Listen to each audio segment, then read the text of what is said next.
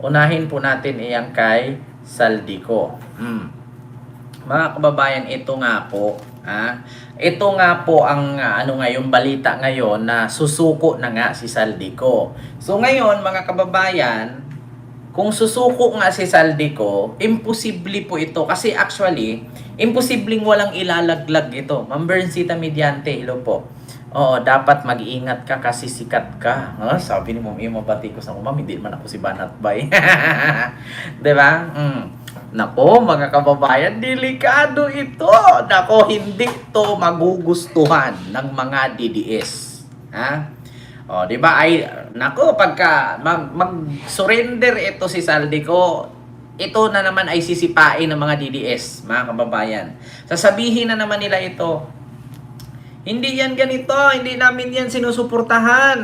Ganyan-ganyan. Nako, ito po pakinggan ninyo mga kababayan, totoo po yan. Ito. Asan na ba yun? Ito. 1, 2, 3. Matanggap ng impormasyon si DILG Secretary John Vic Remulla na gusto na raw makipag-usap ni dating ako Bicol Party List Representative Saldico. Patay kang bata ka, Gustong makipag-usap. So, ibig sabihin, ganito yan. Kasi, actually talaga, mga kababayan, sa lahat po ng kongresista, sa appropriation budget, si Saldico po ang may hawak. So ngayon mga kababayan, may kondisyonis to. Kung sakali man, susurrender si Saldico, ang sasabihin dito, mag-i-state witness yan. Maniwala kayo sa akin mga kababayan. Ito ay kinakatakutan na po talaga. Kung si Cabral ay nagpapakamatay para matapos ang issue. Si Saldico kasi, kung si Cabral, dumadaan sa kanya ang mga listahan nitong pondo ng mga konstruksyon at mga proyekto, pati yung mga kontraktor. Sino ang koneksyon, sinong may koneksyon sa kontraktor, sinong politician, dumadaan kay Cabral. Pero, mga kababayan, ang pinakamahalaga dyan, walang dadaan kay Cabral kung walang pundong iniluwa si Saldico. Yan ngayon mga kababayan. Kay Cabral, listahan lang yon. Sa listahan ni Cabral, mga kababayan, meron doon, propose pa lang, meron din doon na distribute na. Mga kababayan, merong na-distribute, merong hindi pa na-distribute, merong naaprubahan, merong wala pang naaprubahan. Yun ang nasa listahan ni Cabral. Pero kay Saldico, mga kababayan, ito ang importante kasi nire-release na talaga sa kanya. Pag ang pera ay niluwa niya, binitawan niya, ibig sabihin, na-release na yan. Kasi sa proposed budget, mga kababayan, proposal pa lang, ibig sabihin, wala pang pera yon. Kay Saldico kasi, siya na yung magre-release. So ngayon mga kababayan, si Saldico, kapag magsalita kung kanino ko to ibigay, kanino ko to ihatid, kanino ko to ipadala, diyan yan ngayon malalaman kung sino ang nasa likod. Sabi pa nga ni Aimee, may mga babalikta daw. Ito mga kababayan, ito talaga si Aimee.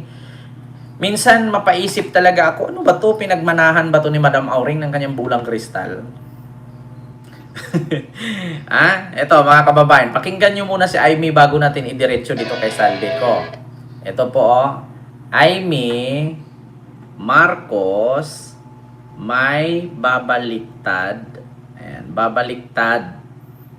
Ito, pakinggan natin. Mga kababayan, yung sabi ni Aimee Marcos. Yung mga may kasalanan ay ang matakot. Ang mga nag-iingay pa ang sinisindak.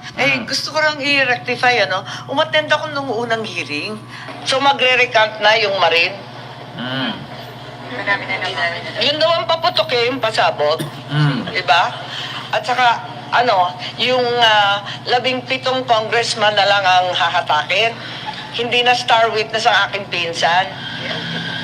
Yun ata yung original plan Information hindi po darating si Bago ata isip, nahiya din sa sarili. Bago daw isip. ang information ninyo. Kasi ang dating narinig ko, magiging state witness, siya ang magiging star witness, bibigyan ng witness protection. Pwede ba naman yun? Niloloko na tayo ng lubus-lubusan. Nako. Thank you, ma'am. Yeah, but that's Nako, mga kababayan. Eto na, nagbago daw, ha? Kay Nonrod, sigsag mukha.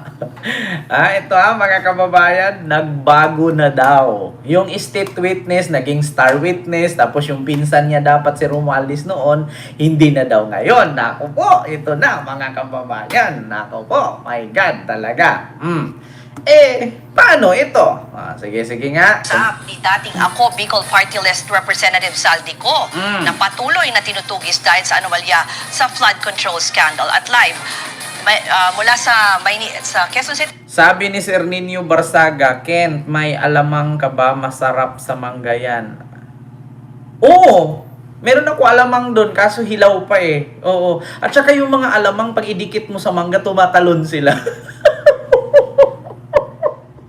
Sir Nino, yung alamang, pag idikit mo sa mangga, tumatalon sila. Continue. Ito, no? Oo, may extras report po si Brian Castillo. Brian, ano ba yung mga detalye nito na bakit nagparamdam? Ano daw ang sinabi? Ala?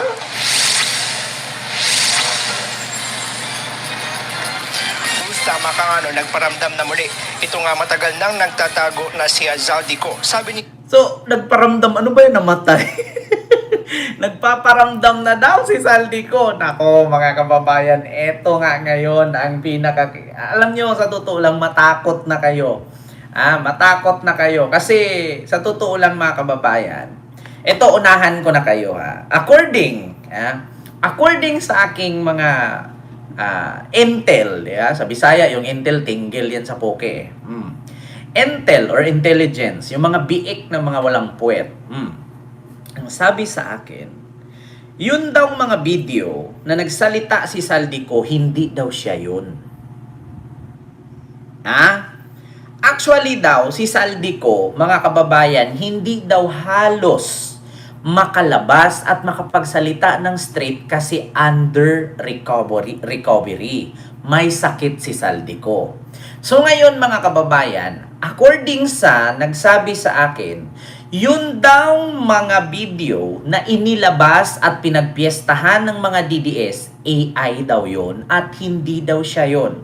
At ito pa mga kababayan, yung page na nakapangalan ni Ako Bicol Party List Saldico, hindi daw siya ang may hawak niyan, which is nasa Pilipinas po ang page, na hindi po siya ang moderator niyan. Actually mga kababayan, according sa aking mga intelligence, 21 katao pala ang may hawak ng page ni Saldico at si Saldico hindi po ang may hawak niyan. Ito na, mga kababayan. According sa kay Saldico, kaya gustong makipag-usap si Saldico, merong lilinawin. Nako po, patay kayo dito, bistado kayo. At ito mga kababayan, yun daw nasa likod ng paggamit ng page ni Saldico ay isang senador. Isang senador na kung saan laging nakipag-meet sa BGC. Hala, patay kayo dyan. Isang senador ang nag-utos sa isa sa 21 ka-moderator sa page ni Saldico ang mag-edit at mag-upload at sabihing si Saldico daw yun. Nako, mga kababayan. Sa madaling salita, according sa akin nakarating, chismis, huwag paniwalaan. Si Saldico daw ay ginamit. Kumbaga sa madaling salita, yung moderator ni Saldico na nasa Pilipinas lang, hindi pala si Saldico ang may hawak ng page na yan, kundi ang moderator niya na 21 katao. Yung 21 katao na yan, isa or dalawa o tatlo dyan, inutusan ng isang senador para gumawa ng AI video na magsalita. Kunwari si Saldico na ganito, ganyan, ganun. Pero ang katotohanan, hindi po si Saldico ang nagsalita. Kasi kung napansin nga ninyo at mismo ang Malacanang ang nakapagsabi na ang unang video, payat siya, panot, straight ang buhok. Nung pagkasunod ng tawag doon, ano ba yun? Episode 1, Episode 2, Episode 3, pagka Episode 4, tumaba si Saldico. 'Di ba? Tumaba si Saldico, mga kababayan, na nagulat ang lahat. Unang labas, payat, matangos ang ilong, ang ngipin may siwang. Nung pang-apat na video lumabas, kulot na ang buhok, mataba na ang mukha, wala nang siwang ang ngipin. At ito pa, may kilay si Saldico, walang kilay si Saldico, mga kababayan. Ngayon, malalaman natin yan kapag sumuko si Saldico kung sino ang nasa likod ng gumawa ng AI para siraan si Pangulong Bongbong Marcos. Mga kababayan, tandaan niyo po, according sa aking chismis na nakalap, ang nag-a-upload ng video ni Saldico na nagsasalita siya patungkol sa mali-malitang pera ay sa BGC, sa Taguig po nang galing ang uploading video, hindi po sa Portugal. Mga kababayan, ang uploading video ay naka-base sa Philippines, hindi po sa Portugal. Kasi makikita po ang IP address na kung si Saldico man ang may hawak ng page, di sana si Saldico. Sa Portugal dapat ang IP address. Bakit sa BGC Taguig? Malapit sa SM Aura. Diba? Kaya ngayon mga kababayan, malaking question po yan. Continue natin ha, kung bakit nga ba Si makipag-usap. Saldico. Sabi ni DILG Secretary John Vic Remulla ay nagpadala raw ito ng fillers sa grupo, sa isang grupo ng mga pare para ipahayag yung kahandaan nitong makipagdialogo. Galing daw ang impormasyong yan mula sa kanyang kapatid na si Ombudsman Jesus Crispin Remulla. Sineseryoso naman daw ni DILG Secretary John Vic Remulla ang impormasyong ito at handa naman silang makipag-usap sa kampo ni Ko. Pero sabi ni Remulla, patuloy pa rin niyang bineberipika ang naturang fillers, lalo't pinagpasapasahan na raw ang mensaheng ito. Pinaniniwala ang nagtatago si Ko sa Portugal matapos maglabas ng warrant of arrest ang korte laban sa kanya. Yan ay dahil sa pagkakasangkot nito sa umunoy maanumalyang road dike project sa Oriental Mindoro. Aminado naman si Secretary Remulla na hindi magiging madali ang pagpapawi kay Saldico sa bansa, lalo't wala ring extradition treaty sa pagitan ng Portugal at Pilipinas. Narito ang pahayag ni DILG Secretary John Vic Remulla. Meron na siyang feelers na through sa mga ibang pare na kilala niya. Not exactly, parang nagpapakonect na gusto ng dialogue sa amin. So, pero of course, that's not verified. Pag before the issuance of passport, pwede siya i-deport. Kung nasa kanya na yung passport, then he committed the crime. Then he has to be tried there. Criminal mind talaga.